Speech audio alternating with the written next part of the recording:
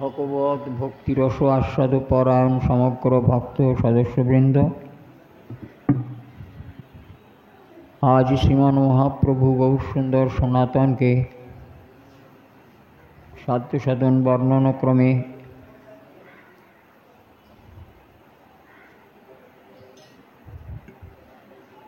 কৃষ্ণ ভক্তির প্রাধান্য কথা বর্ণন করে শ্রবণ করাচ্ছেন।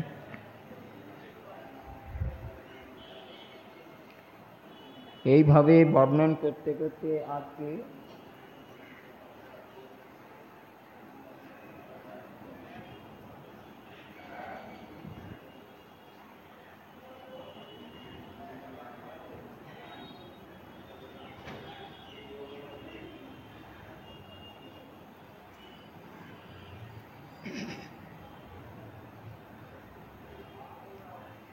কৃষ্ণ তোমার হও যদি বলে একবার, কৃষ্ণ তোমার হও যদি বলে একবার, মায়াবন্ধ হইতে কৃষ্ণ তারে করে পার। এটা কৃষ্ণের ব্রত।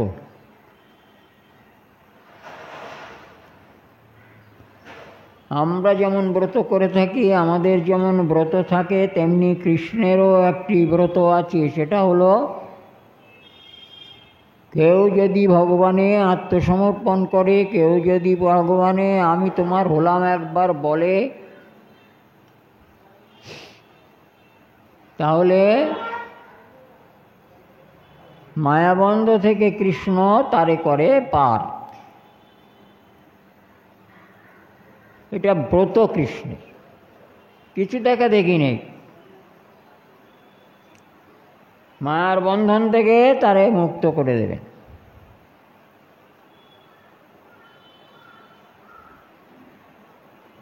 হরিভক্তি বিলাসে একাদশে বিলাসেতে বলা আছে, সশ্রীদেব প্রবন্ন নীতি অভয়ং সর্যতা তস্মি দদাম মেদ ব্রতম মম। এই ভক্তি বিলাসী আছে লেখা একাদশে, যে এই প্রকারে যারা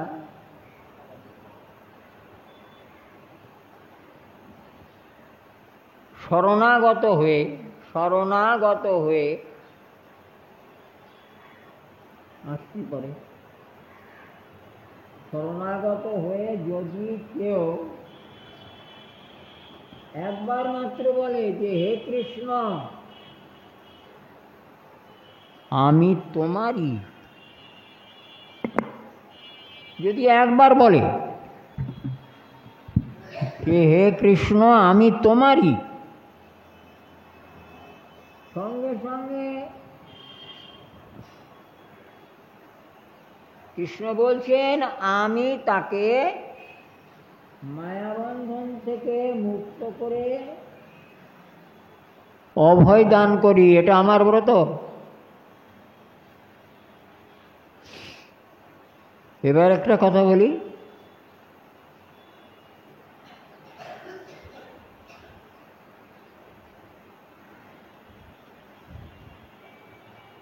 আমি যখন দীক্ষা নিয়েছি তখন আমি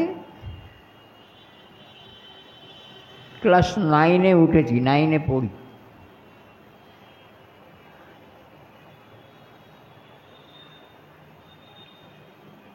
তখন আমার দীক্ষা হয়েছে, প্রভু আমাকে গোবিন্দের সামনে বসিয়ে দীক্ষা দান করেছিলেন, কানে মন্ত্র দিয়েছিলেন।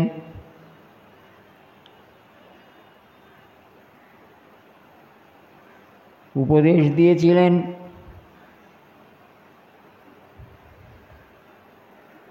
কিছু পূজা অর্চনা আদি আমায় লিখে দিয়েছিলেন।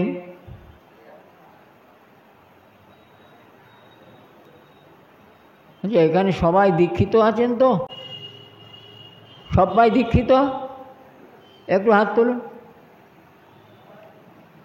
তো অনেকে হাত তুলছেন না, দেখছি দীক্ষিত নয়। আচ্ছা ঠিক আছে, যারা দীক্ষিত হয়েছেন তারা দীক্ষা নিয়ে গুরু মন্দির থেকে হোক, নিজের গৃহে হোক, দীক্ষা গ্রহণ করবার পর থেকে সন্ধ্যাহ্নিক ক্রিয়া সবাই নিশ্চয়ভাবে করেন তো?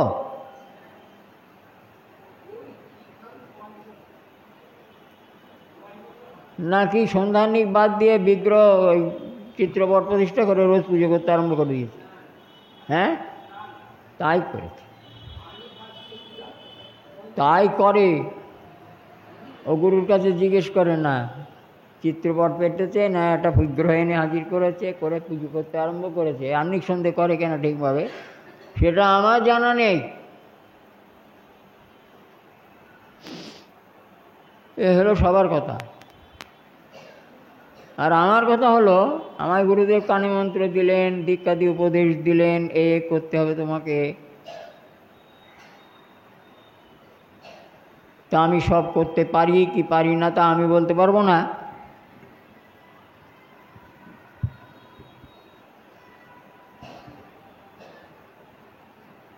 মন্ত্র দেবার সময় গরুড় পুরাণে একটা মন্ত্র আছে, বেদেও আছে এই মন্ত্র। তো সে আমার বলে কোনো লাভ নেই।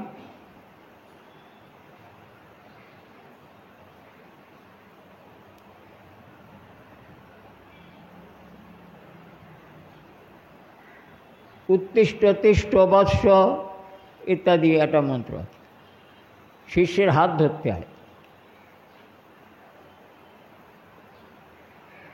ও কেউ দেখেনি, জানে না।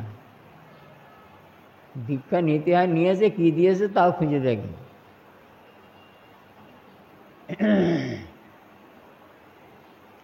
তো অনেক সময় শিষ্যের হাত ধরতে অসুবিধা হয়, তো এমনি হাতটা এরকম করে গুরুদেব বলেন মন্ত্র।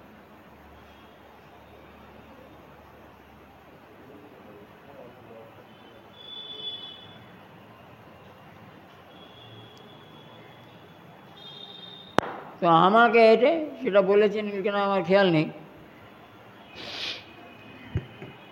তা আমি তো মন্ত্র নিলাম গুরুদেবের কাছে। আমরা কেউ কিন্তু গুরুদেব কিংবা কৃষ্ণের কাছে আত্মসমর্পণ করি, কেউ না, আমিও না। এই যে এখানে বলেছেন আমি তোমারই, এই কথাটা কেউ বলেছে কৃষ্ণের সামনে? এবার হাঁ হয়ে গিয়েছে সবাই, গালে মাছি যাচ্ছে। কেউ বলেনি যে গোবিন্দ আমি তোমার হলাম। গুরুদেবে আত্মসমর্পণ করে না, করেনি। হ্যাঁ, ঘোড়ার ডিম হয়েছে।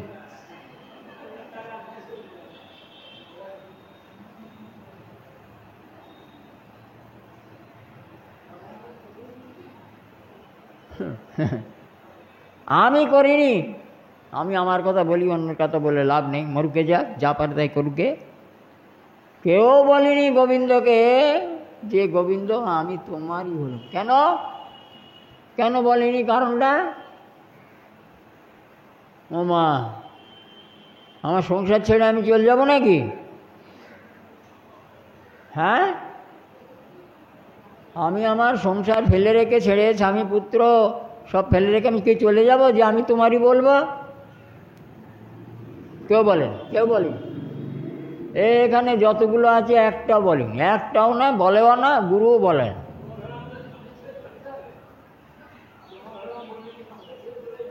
হ্যাঁ, যেতে হবে না? আমি তোমার হলাম বললে তো গোবিন্দর হয়ে গোবিন্দের পেছন পেছন যেতে হবে, গোবিন্দের সঙ্গে চলে যেতে হবে। ঘর সংসার কী হবে? হ্যাঁ, ওরে বাপ রে বাপ, আমি তোমার হব? সত্যভামা পতিব্রত করেছিলেন, তাই না? সবাই জানি তো, সবাই জানি সত্যভামা একসময় পতিব্রত করেছিলেন। যদি পতিব্রত করা হয় তাহলে কখনো আর পতির সঙ্গে বিয়োগ হয় না, কখনো বিরহ হয় না। তো পতিব্রত করেছেন। পতিব্রত সম্বন্ধে একটু উপদেশ দিলেন না দেবর্ষি নারদ, কী করে পতিব্রত করতে হবে না হবে, বৃত্তান্ত ইত্যাদি। তিনি এসে সব উপদেশ দিয়ে দিলেন। সেই মতো একেবারে পারিজাত বৃক্ষের তলায় ফটাফটা করে আড়ম্বর করে প্রতিদান ব্রত, প্রতিব্রত না, প্রতিদান ব্রত। পতিকে দান করতে হবে, তাহলে সেই পতি চিরন্তন হবে।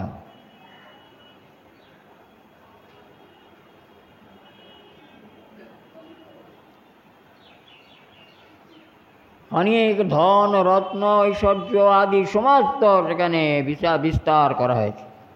দেবর্ষি নারদ পুরোহিত,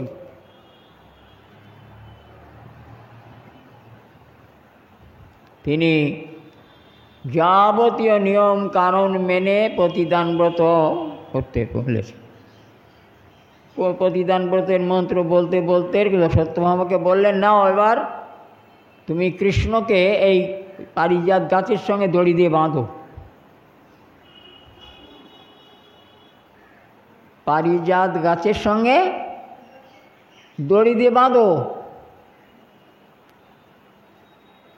সত্যভামা তাই করেছেন। প্রতিদান ব্রত করলে জীবনে কোনো জন্মে জন্মে কখনো প্রতিহারা হতে হবে না, তাই তিনি বেঁধেছেন বিশ্বাস করে। আবার দেবর্ষি নারদের মতন সদ্ব্রাহ্মণ, তার বাক্য মিথ্যা হতে পারে না। দড়ি দিয়ে বেঁধে ছেঁধে তারপরে হোম যজ্ঞ ইত্যাদি করে টোরে প্রতিদান ব্রত সত্যভামারে বললেন যে এইবার তোমার পতিকে সদক্ষিণা আমার হাতে সমর্পণ কর, আমাকে দাও। যথারীতি সত্যভামা ন্যাকা বোকার মতন দড়ির বন্ধন খুলে এবার শ্রীকৃষ্ণকে দেবর্ষি নারদের হাতে সমর্পণ।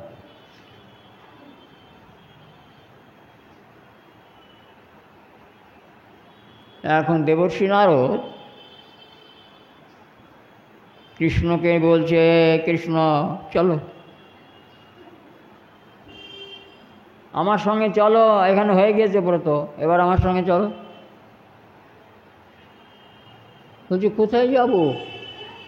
বলে কোথায় যাবে মানে, প্রতিদান করেছে তোমাকে, আমায় দান করে দিয়েছে, এখন থেকে তুমি আমার সঙ্গে চলবে, অতএব আমি যেখানে যাব সেখানে যাবে। কৃষ্ণর কথা না বলে সত্যভামার দিকে একবার একটু চেয়ে দেখলেন। দেবর্ষি নারদ বলছেন, নারদকে বলছেন যে দেবর্ষি, সত্যভামা বড্ড কষ্ট পাবে, তুমি এরম কাজ করো না, সত্যভামা দুঃখ পাবে। তাহলে দুঃখ পাবে, আমার কি তাতে?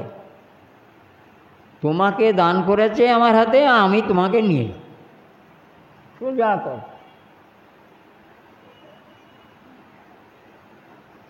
এখন সত্যভামা তো কান্নাকাটি করছে, পায়ে পড়ছে, অনেক কথা বলছে, অত বলার সময় তো নেই। অবশেষে দেবর্ষি নারদ সত্যভামাকে বলছেন, শোনো, এর আগে প্রতিদান ব্রত করেছিল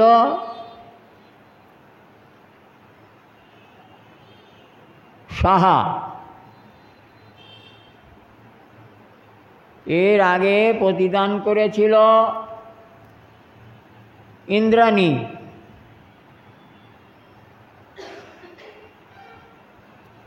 এরকম আরও কয়েকজন প্রতিদান করেছিল, আমাকে দিয়েছিল, কিন্তু আমি তাদের একটাকেও নিইনি।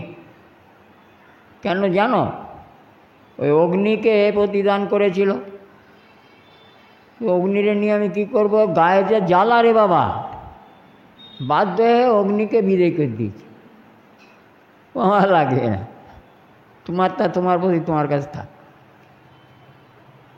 তারপরে দেবরাজ ইন্দ্র, ইন্দ্রাণী প্রতিদান ব্রত করলেন, ইন্দ্রাণী সচী প্রতিদান ব্রত করলেন, তিনি প্রতিদান টান করে সব কিছু যথারীতি ব্রত করে এখন ইন্দ্ররা আমি নিয়ে যাব। ওমা আমি দেখি হেঁটে যাচ্ছি, উনি আবার সেই গজের পিঠে চলেছে। দূর তোর, আমি যাচ্ছি হেঁটে আর উনি যাচ্ছেন হাতির পিঠে, দূর। ইন্দ্রাণীকে আমি দিয়ে বললাম, আমি নেবো না, তুমি যাও, তুমি নিয়ে নাও।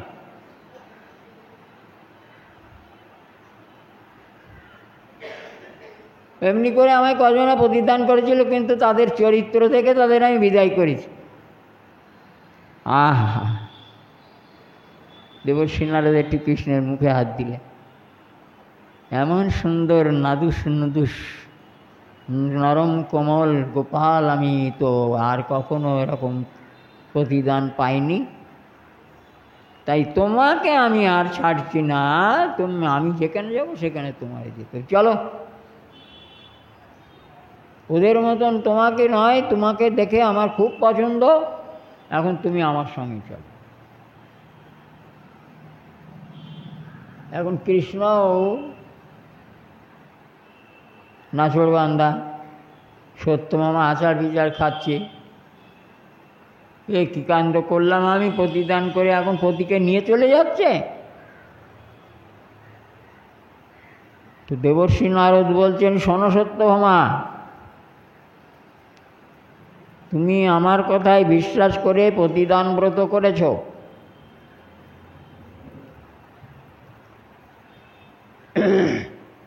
এমন সুন্দর রূপ, এমন সুন্দর আকৃতি, এমন সুন্দর ব্যবহার, এই রূপ পতিকে কেউ দান করে?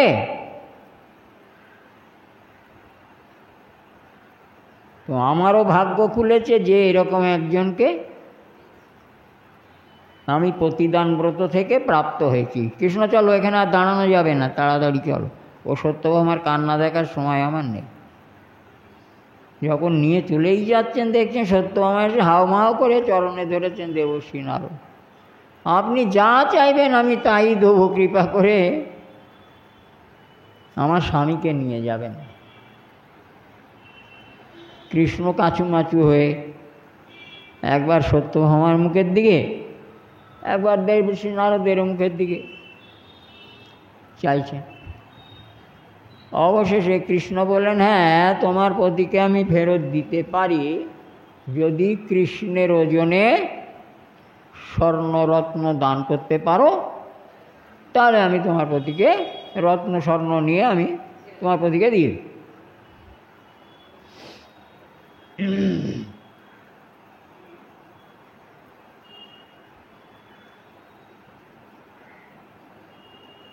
তো যথারীতি সত্যভামা একেবারে উদ্ধব আছেন ওখানে সঙ্গে, উদ্ধব আছেন, সব দেখছেন, দাঁড়িয়ে দাঁড়িপাল্লায় এনে তাতে ঘরের যত নিজের অঙ্গের যত বাক্স প্যাঁটরে ছিল অলঙ্কার সব এনে এক দাঁড়িপাল্লাতে কৃষ্ণ আর এক তুলাদণ্ডে অলঙ্কার চাপানো।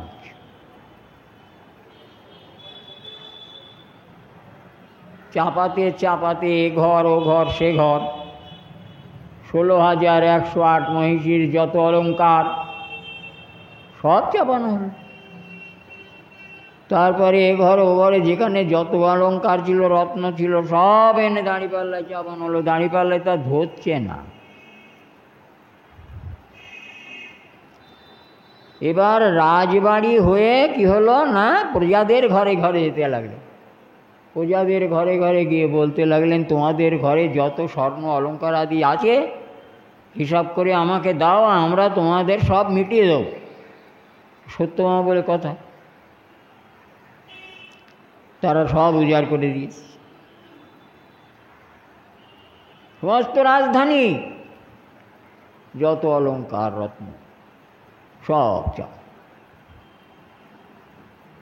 নট নরঞ্চড় কৃষ্ণ সেই মাটিতে তুলাদণ্ড ঠেকে আছে তো ঠেকেই আছে, ও আর ওঠে না। এ কি এত ওজন হয় নাকি? কোনো মানুষের এত ওজন হয়?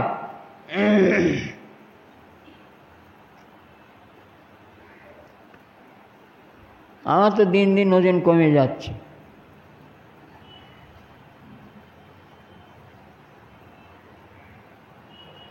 সে কিছুতেই আর হলো না। এখন দেবর্ষি বলছেন ও হবে না, সব চলো, হ্যাঁ কৃষ্ণ চলো, ও দরকার নেই, আমার রত্ন টত্ন তোমারে পেলেই আমার যথেষ্ট, চলো।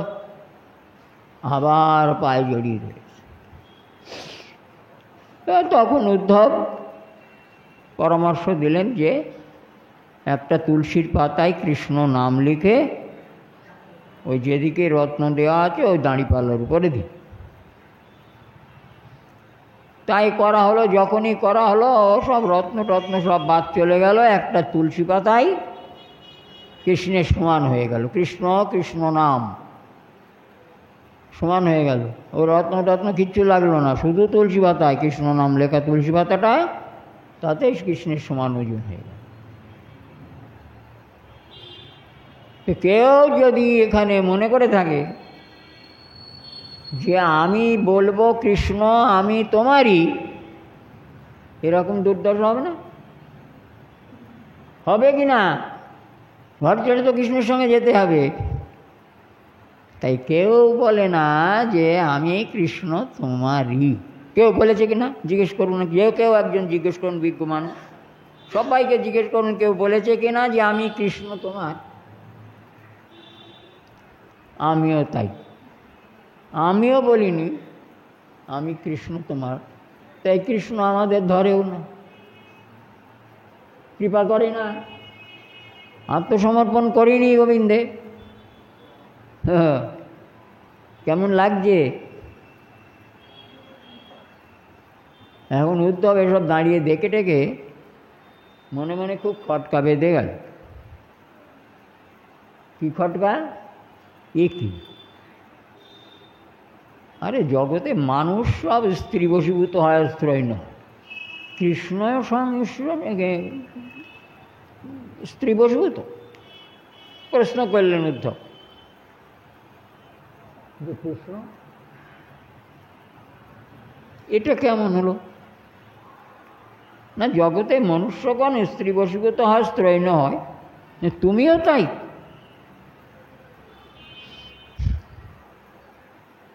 তো উদ্ধবকে বললেন, উদ্ধব হেসে বললেন যে উদ্ধব এক কাজ করো, ওই যে দ্বারকার যে বিশাল মাঠ আছে, ওই মাঠে অমুক তারিখে সমস্ত লোককে এই রাজ্যের ভেড়া পিটিয়ে নিমন্ত্রণ করবে। রাজ্যের কেউ বাকি থাকে না যেন, ঢেঁড়া পিটিয়ে সমস্ত রাজ্যের মানুষকে নিমন্ত্রণ করবে অমুক তারিখে ওই মাঠে এসে জমা হতে।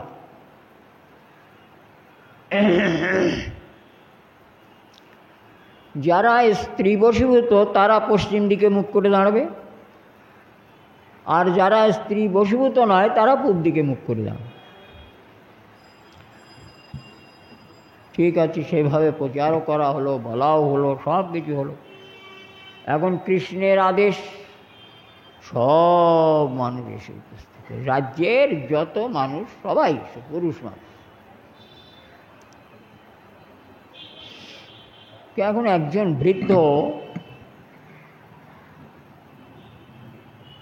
সে যখন আসছে তার স্ত্রী তাকে উপদেশ দিয়ে দিল যে শোনো, ওই মাঠে তো প্রচণ্ড ভিড় হবে, তোমার তো শরীরটা ভালো নয়, তুমি ওই কোনো ভিড়ের মধ্যে দাঁড়াবে না, যেখানে ফাঁকা আছে সেই জায়গায় গিয়ে পূব দিকে মুখ করে দাঁড়াও।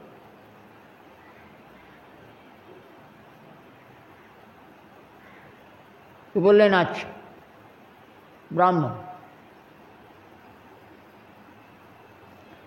সব গিয়ে কৃষ্ণ রথে করে উদ্ধবকে নিয়ে সেই বিশাল মাঠ রথে করে ঘুরছে। দেখেন কি সব পশ্চিম দিকে মুখ। একটাও পূব দিকে মুখ করে না। যেতে যেতে যেতে এক প্রান্তে গিয়ে দেখেন একজন বৃদ্ধ কোমরে এরকম করে হাত দিয়ে পূব দিকে মুখ করে দাঁড়িয়ে আছে। উদ্ধব, একজন পেয়েছি যে স্ত্রী বশীভূত নয়, তো চলো ওনার কাছে জিজ্ঞাসা করে দেখে আসি উনি কীরকম স্ত্রী বশীভূত নয়। তো যা গিয়ে তার কাছে জিজ্ঞাসা করেছেন, উনি তখন এরকম করছেন,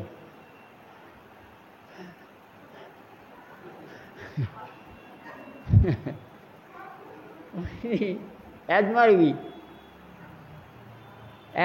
রুগী হাঁপাচ্ছেন পূব দিকে। ওনারাই জিজ্ঞেস করেছেন, হে ব্রাহ্মণ, আপনি কৃপা করে বলুন যে আপনি কেন স্ত্রী বশীভূত নন? আমি তো এই জন্যই সবাইকে ডেকেছি, তো কাউকে পেলাম না, একমাত্র আপনাকেই দেখলাম আপনি স্ত্রী বশীভূত নন। তা কেন বশীভূত নন একটু আমায় বুঝিয়ে বলুন।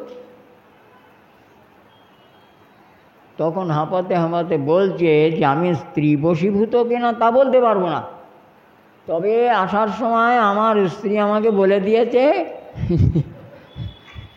যে আমি অসুস্থ, যেন ভিড়ের মধ্যে না থাকি, যেন এক পাশে বা ফাঁকা জায়গায় দাঁড়িয়ে থাকি পূব মুখোমুখি। উদ্ধব, শুনতে পেয়েছ? তাহলে এ জগতে কেউ স্ত্রী বশীভূত ছাড়া নেই, তাই তো? সবাই স্ত্রৈণ, স্ত্রী যা বলবে তাই করবে।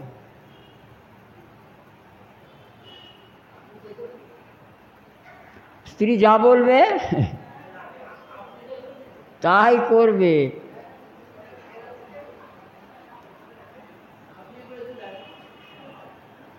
আরে স্ত্রী ঘরের লক্ষ্মী, লক্ষ্মীরে কেউ অত্যাচার করে?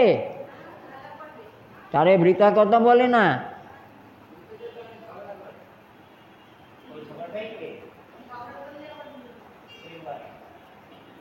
ভালো, তো এ হলো কাহিনী অ্যাজমা রোগী।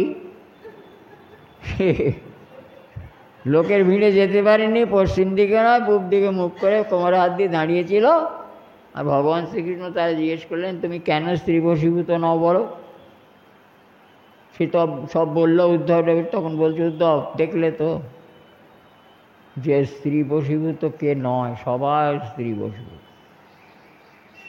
তাই আমিও সত্য আমার বশীভূত হয়ে আছি। তো কৃষ্ণ তো সত্যভাবে আত্মসমর্পণ করেছে। আপনারা গোবিন্দে আত্মসমর্পণ করেছেন কি না? না, করিনি। তাহলে কী হবে? ওই কৃষ্ণের সঙ্গে সঙ্গে চলতে। সেই জন্যে আমরা বলিনি যে কৃষ্ণ তুমি আমি তোমার, বললে আমার ঘর সংসার সব ফেলে দিয়ে কৃষ্ণের সঙ্গে চলতে, এটা সম্ভব না। তাই আমরা কেউ বলিনি, গুরুদেবের কাছেও না, গোবিন্দের কাছেও না, যে আমি তোমার। হ্যাঁ, সত্যি কথা বলুন। হ্যাঁ, ও আসলেও কি না আসলেও কি, আমার কাছেই আছে সে, আশাআশি কিছু নেই। কৃষ্ণ তো আমার কাছে রয়েছেন, যখন গুরু দীক্ষা দিয়েছেন তখন কৃষ্ণ সেখানে রয়েছেন। আমি তো বলবো কৃষ্ণ আমি তোমার হলাম, বড় সাংঘাতিক কথা গো। কৃষ্ণে আত্মসমর্পণ করা দুই প্রকারে আছে। এক প্রকার ভুজগোপীগণের আত্মসমর্পণ, আর এক প্রকার দ্বারকাবাসীগণের আত্মসমর্পণ।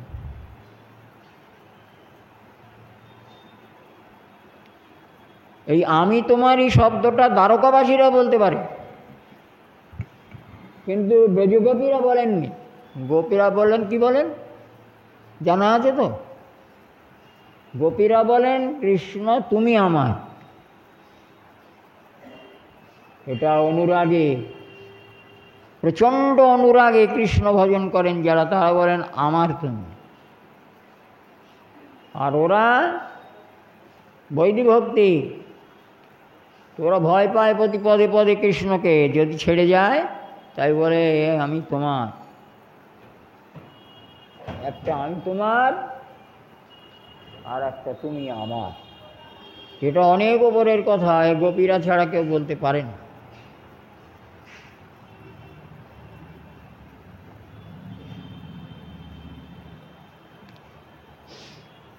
এক কথায় তো মেরে দিল আজকে। যখনই কেউ কৃষ্ণে বলে যে আমি তোমার হলাম প্রভু, তখনই ভগবান শ্রীকৃষ্ণ তাকে কি করেন না, গাঢ় ভক্তিযোগ দিয়ে আর করে নেন। অকাম সর্বকাম বা মোক্ষকাম উদারধি তীব্রেণ ভক্তি যোগেন যজেত পুরুষং পরম। পরম পুরুষ কৃষ্ণ। কামনা নিয়ে যাও গোবিন্দের কাছে,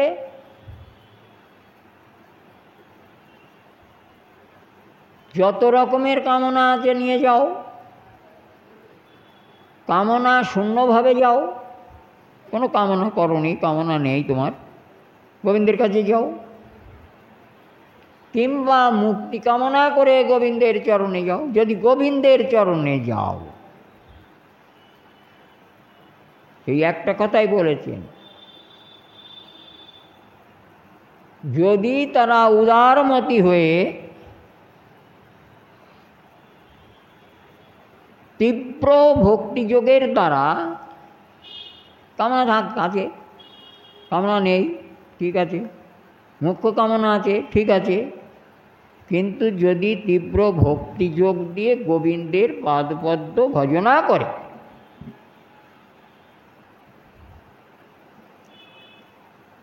অর্থাৎ পরমপুরুষের পাদপদ্মের ভজনা করে, সেবা করে, তাহলে সেই পরমপুরুষ কি করে, কাম লাগি কৃষ্ণ ভজে পায় কৃষ্ণ রসে। কাম লাগি কৃষ্ণ ভজে পায় কৃষ্ণ রসে। কাম ছাড়ি দাস হইতে হয় অভিলাষ। কামনা নিয়ে কৃষ্ণ ভজন করতে গিয়েছিল, কিন্তু কোনো কৃপা গুণেতে কৃষ্ণ ভজন করতে গিয়ে তার কামনা চাপা পড়ে গিয়েছে, আর সে কামনার কথা তখন মনে নেই। তখন সে তীব্র ভক্তিযোগের দ্বারা শুধুমাত্র কৃষ্ণ পাদপদ্মকে অবিরাম সেবা করেছিল, আর কোনো কামনা নেই, ও সব চরণের তলায় চাপা পড়ে গিয়েছে।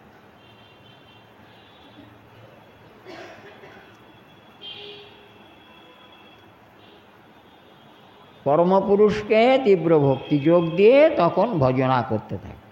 আর কোথায় কামনা? না, আমি ভুল করে কামনা করে এসেছিলাম গোবিন্দ, আমি কোনো কামনা চাই না, আমার কোনো কামনা নেই, আমার মুক্তি কামনা নেই, আমার সংসার কামনা নেই, কিচ্ছু নেই, কেবলমাত্র তোমার চরণকমলকে ভজনা করব বলে আমরা এসেছি। গোপীরা বলেছিলেন যেটা, তারা সব ছেড়ে কৃষ্ণপাদ পদ্মে এসেছিলেন।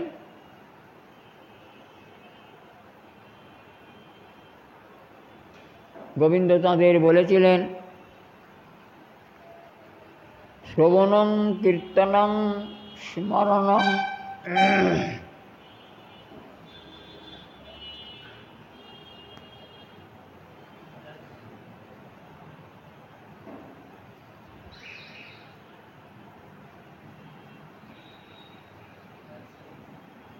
এইসব দিয়ে, এইসব থেকে আমাতে যে প্রকার নিষ্ঠা জন্মগ্রহণ করে, ন তথা সন্নিকর্ষেণ প্রতিয়াত তত জ্ঞান। শ্রবণ কীর্তন স্মরণাৎ, শ্রবণ হতে, কীর্তন হতে, স্মরণ হতে আমাতে যে প্রকার নিষ্ঠা জন্মগ্রহণ করে, ন তথা সন্নিকর্ষেণ, নিরন্তর আমার কাছে থাকলে তোমাদের সেই প্রকার নিষ্ঠা হবে না। সবসময় চোখের সামনে তো আর থাকে, একঘেয়ে হয়ে যায়, সেই প্রকার শ্রদ্ধার প্রগাঢ়তা থাকে না। তাই আমি বলি, তোমরা আমার দর্শন হয়েছে, ঘরে যাও, গিয়ে আমার শ্রবণ, আমার কীর্তন, আমার স্মরণ করো গিয়া। ক্রমান্বয়ে আমাতে তোমাদিগের প্রগাঢ় ভক্তি জন্মগ্রহণ করবে। আর সেই প্রগাঢ় ভক্তি যখন জন্মাবে, তখন আমাকে প্রাপ্ত হলে তোমরা আমাকে প্রাপ্ত হয়ে পরম আনন্দ লাভ করতে পারবে। কিন্তু যদি সবসময় আমার কাছে থাকো, ন তথা সন্নিকর্ষে ন, সবসময় কাছে কাছে থাকলে সেই শ্রদ্ধা ভক্তি নিষ্ঠা থাকবে না। সেই জন্য আমি বলছি, প্রতি ইয়াত ততবে, তোমরা ফিরে যাও, ঘরে গিয়ে আমার শ্রবণ, আমার কীর্তন, আমার স্মরণ এসব করবে, তোমাদের পরম মঙ্গল লাভ হবে। ভগবান গোপীদের বলেছে। তাহলে এই মঙ্গল লাভ পর্যন্ত থাক, আবার আগামী দিন যা বলবেন আমরা তাই শ্রবণ করব। নিতাই গৌরী সীতানাথ প্রেমানন্দে হরি হরি।